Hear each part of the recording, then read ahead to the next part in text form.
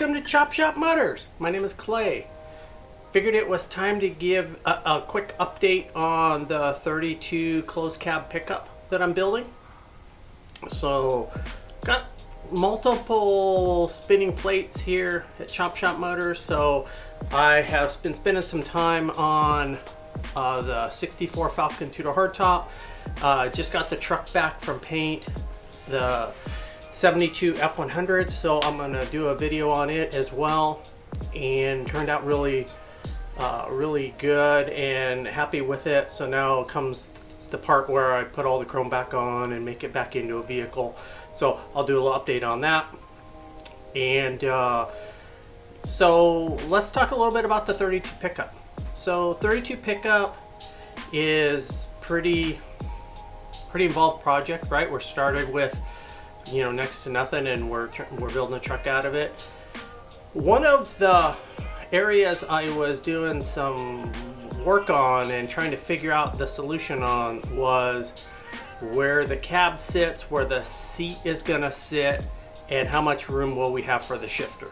So currently it's got a Y block, a 292 is slated for it, and a T10 4-speed out of a 64 Falcon. So the T10 4-speed, it's an early one, so it kind of blends with the 292 pretty easily as far as compatibility goes, and I had it. So I had bought it for the 64 Falcon two-door hardtop, and then ended up coming across a top loader 4-speed at a swap meet, and so I was kind of shifting gears on the Falcon and ultimately came across a second one. So I ended up with two top loaders, and they are top loaders are, they're not ultra rare, but you don't come across them every day for affordable money. And neither of them were dirt cheap, but they were both affordable. So I got these two transmissions, shifted gears on the Falcon. Ended up buying a David Key shifter, which is a Hurst shifter with some David Key components, because they don't make that application. Hurst doesn't make a kit anymore for a 64.5 Falcon top loader 4-speed, and they don't make it for a T10 either. So another segment of the story. So because the Falcon is a little bit different and the shifter is very far forward on the transmission, it's perfect for this 32 pickup. So as my plan for the 32 pickup was use up all my spare pieces, and it kind of changed and got nicer, and I'm kind of reevaluating that. But anyway, the T10 felt like a good solution. The T10 was just a used T10. Hopefully it would have been okay. I wasn't planning on rebuilding it.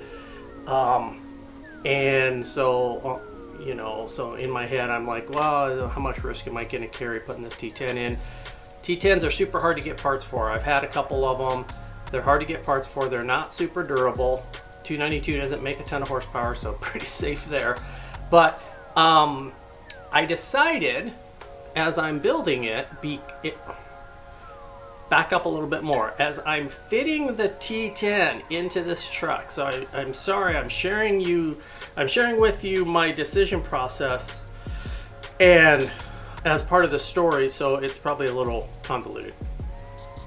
As I'm putting marks down for where the seat's going to go on the truck, the shifter, stock T10 shifter, swings right into where the seat is going to go, and it crowds your leg as you sit in the truck, because it's not made for a 32 pickup, right? It's made for a much wider car, a Falcon, and so they were putting the shifter where it would be convenient for someone who was sitting farther back in the vehicle than a pickup of the 30s would be. So in a T10 factory shifter, the reverse lockout rod goes right down through the middle of the shift arm. So it gets a little tricky. It's not that it's not doable. It just gets a little more complicated to modify the shifter so that it moves over to get it away from your leg. So as you can tell, as I ramble on, you can tell it's getting a little more complicated. So I'm like, maybe now's the time to think about putting a top loader in it. So I have a spare top loader. I have some miscellaneous shifter parts, just enough to get me in trouble. So I start to think, okay, I'm gonna shift gears. I'm gonna put a top loader in it. They're much more durable. You can get all the parts that you need for them are still available. If something broke, you can get it. You can build a basically brand new top loader. I mean, they're expensive to do that way, but you could build one. So it's kind of a safer way to do it. So I'm looking at David Key again, because this David Key does a ton of stuff. That's all they do is top loaders for the most part. And I can get the right tail housing and I can get a shifter. I'm gonna spend about $1,200 to do this. I'm like, my cheapness is bumping into, how do I do this? And I'm like, I don't really want to spend that. And I have a shifter. I have the right shifter for this application. So Hurst makes lots of different shifters. The arms are different lengths. It's not as easy as just get a Hurst shifter and you're set. So ultimately what I did was I came across another seller who sells shifter stuff. So they sell shifters and kits, and they're pretty knowledgeable. From him, I bought what's called the mounting kit for a top loader in a Falcon. It's the bracket that bolts to the transmission, the rods, and the shift arms to put a Hurst shifter on a Falcon, in a Falcon. It does not include the shifter and or the shift arm or that kind of stuff, and it does not include, obviously you have to have the right tail housing. So I bought that, substantially cheaper than $1,200. It's new, it's NOS, so they're not going to be around forever. I'm realizing that sometimes you got to get it when you can get it. So I bought that kit. What I'm going to show you is what that kit looks like and what I will ultimately do to get it to work on this top loader, to put a top loader in a 32 pickup. So let's take a peek.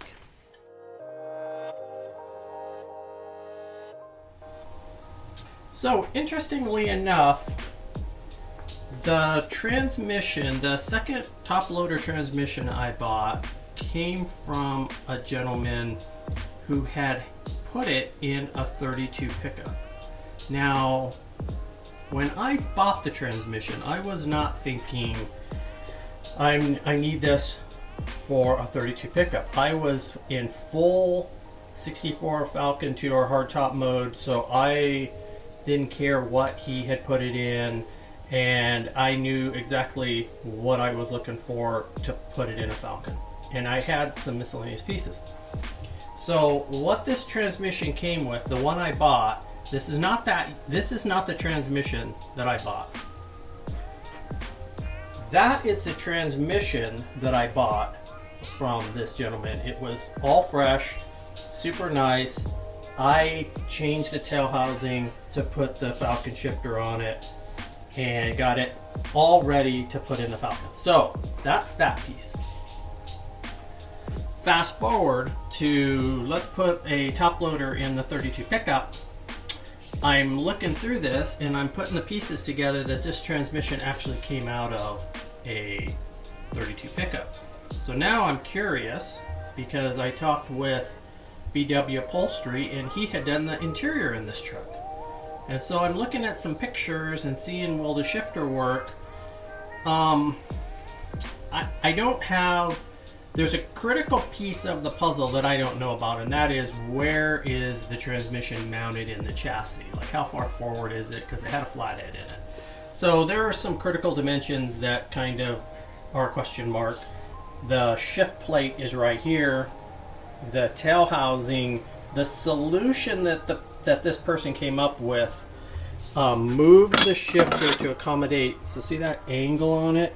They put the shifter at an angle to get the shift arm away from the driver. So they were dealing with some of the same problems I was dealing with. They also narrowed up. I want to show you some details that probably aren't super important, but they narrowed up the mounting point on the transmission to get the shifter closer, and they moved it up. So their solution puts this way up here and moves it over. All solutions that got them to a place where they wanted to be, it isn't really the way I wanted to do it. So what I did was luckily I bought the transmission. It came with this earth shifter. This is a really critical piece, right? Because these are a little bit tough to find and getting pretty pricey. So had the shifter. This unit all by itself, probably 500 bucks. So super good, super great that I have the shifter. And now I can start to put this 32 truck together a little cheaper than 12 or 1300 bucks. These are the pieces that I got, the kit. These arms and these rods, all factory Hurst stuff, works perfect. I'm super lucky in that I have a second one to compare notes around lengths and does this look right, and things like that. So how many people have that? Super lucky. So I also got, I don't know if you can see it, the shift plate, this piece right here that my finger's bouncing on. That's the adapter that takes and actually makes the unit bolt to the transmission. So I have, as you look here, I have all the hard to get pieces for putting this transmission in this truck. The piece that I do not have is the shifter, which I saw a shifter. There's a couple shifters that might work. There's a B-body Mopar shifter that, if I look at this way, comes over a little bit toward the center of the transmission and then goes up. That would probably work. There's a Chevy truck shifter that comes over a little bit and goes kind of straight up. And lastly, there is I think it's also a Mopar, a shifter that comes, let me try to get you in the view, comes up and goes forward and then swoops back. And that's like a bench seat shifter. I'm not going to buy the shifter yet because I want to kind of get a little closer on the project to see which one I need.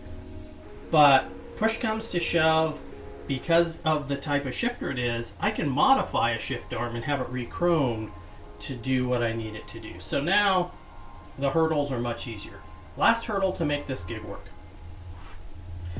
Tail housings for 64 Falcons are the same part number as for 65 and 6 Mustangs, but they are different. So a 64 Falcon, here's an example. 64 Falcon has a boss right here, and these two areas that are shaved off have bosses that come out so that the shifter mounts about 1 3/4 away from the tail housing. When they use the same part number on a Mustang, the shifter mounts all the way back here. And so apparently they trim these off, they machine these two off so that the shift rods don't interfere. And that is sort of the two tail housings I have. In fact, that is the tail housing I had modified for the transmission that's on the ground. Sorry for the jump. I have my shop companion decide to come in. I opened the back door, so he came in the shop to check it out. So, hang on, let me put him out. I'll come right. Okay, Flip is now back out in the backyard. The back shop door is closed, so probably will be quiet now. So, basically what I need to do, what I'm going to ultimately do is I'm going to take two steel, not spacers, but two pieces of bar stock, tap them for 5/16 for the adapter plate and TIG weld them onto here, bringing it out to this. It will look like that when we're all done. And I'll put a new seal and bushing in this tail housing, put a new gasket on it, and give this transmission just a quick peek, make sure it's good. I also have to change the bearing retainer. I have to swap bearing retainers between the two transmissions because the bearing retainer needed to put it in the 32 is the small diameter one. The bearing retainer needed to put that transmission, make sure my finger's pointing in the right place, that transmission in the Falcon is the larger diameter one. So a couple little adjustments and we are good to go. Here's where it's going to go. Here is the spot that transmission is going to sit in. So currently a T10 is in there. It's all there. It is a functioning transmission for the most part. Here is the shifter. Here's how much throw it has. So it's got a bunch of movement between the gears. Takes up lots of space. So, and the shifter rail comes way back at ankle. It just isn't really the best solution for this pickup. So by doing this, what we will be able to do is we're going to shorten the throw from about half of what, so that 4-speed is going to take about from here to there to shift gears. It is super close. So that's going to limit the interference the shifter will have with the seat. We also will move this over to the center and give this area here on the side of the truck as much room as possible. So the two people riding, because typically you're going to think of you and your passenger will have the most room possible. You'll have room to get to the gas pedal, work the brake, things like that. So that is the solution we're going to go. The bell housing on this 292 uses the small bearing retainer, so that's the reason for that change up. That's a quick catch up on the 32 project. A lot of detail. I hope it wasn't too boring. It's kind of the space I am right now on this project, just trying to get things to work out. I also got some pieces for the front. I'll share that with you just as a catch up. So I'm using a Vega Chevy 2 type box. So I got a mounting bracket, which you see barely, you might be able to see on there, that's clamped to the frame, and I got a steering arm. So I can start to figure out where that box is going to go. I'll get it welded in, and not too distant future, I'm going to pull this frame apart, flip it over, finish up where the mounting pad goes for the steering box, notch the front spring opening, and C-notch the back of the frame. A couple details that I wasn't sure I was going to have to do, but ultimately I do. That is the quick update on the 32. Please like, share, subscribe. We're always looking for people to join the channel. Drop me a note if you have a question or a comment. Love to hear it. I'm Clay for Chop Shop Motors, and we'll see you on the next project.